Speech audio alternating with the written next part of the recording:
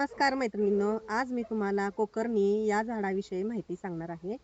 गोकर्णीचा हा वेल आहे, हा बघा. हे आमच्या दारात हा निळ्या कलरचा गोकर्णीचा वेल आहे. हे बियापासून याची उगवण होते. आमच्यात निळा, पांढरा आणि गुलाबी कलरचा अशा तीन तीन प्रकारचे गोकर्णीची फुलं आहेत. याचा उपयोग आपल्या शरीरासाठी खूप होतो. याला गोकर्ण गायीच्या कानासारखा असल्यामुळे याला गोकर्ण असं म्हटलं जातं. अपराजिता पण म्हटलं जातं आणि विष्णुकांताही म्हटलं जातं.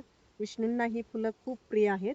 म्हणून विष्णुदेवांना ही फुलं वाहिली जातात.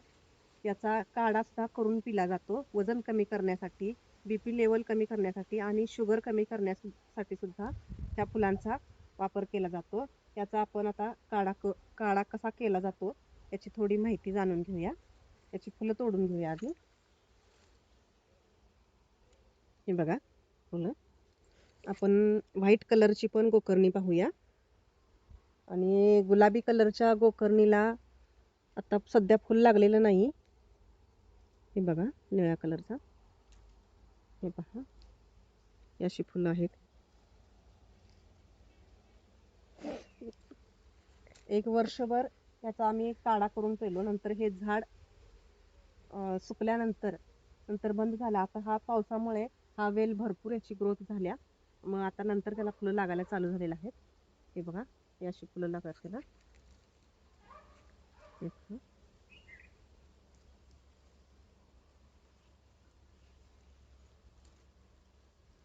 बघू शकता, हा गुलाबी कलरचा गोकर्णीचा वेल आहे. याला आता सध्या फुल नाहीये. त्याला असा डेकोरेशनसाठी अशी गोल त्याला अशी डिझाईन दिलेली आहे.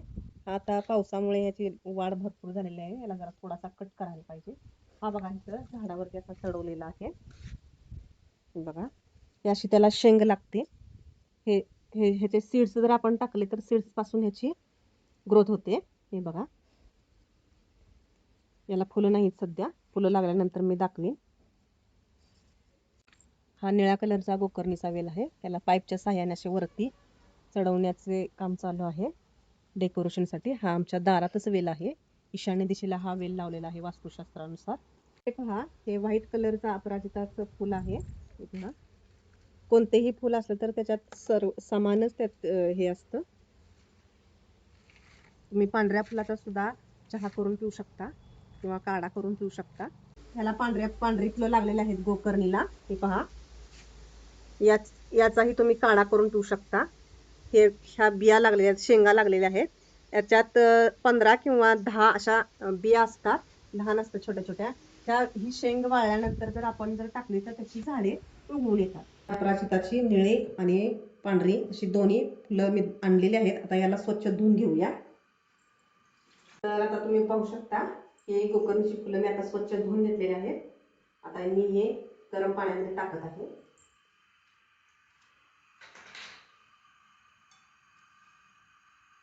जसं पाणी गरम होत जाईल तसं त्या पाण्याला कलर येत जातो.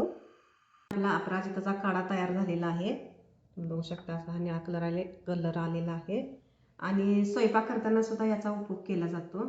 आणि अशा पद्धतीने आपल्याला वेगवेगळ्या झाडांविषयी, औषधांविषयी जर माहिती पाहिजे असेल तर आपल्या चॅनलला लाईक करा, शेअर करा आणि सबस्क्राईब करा.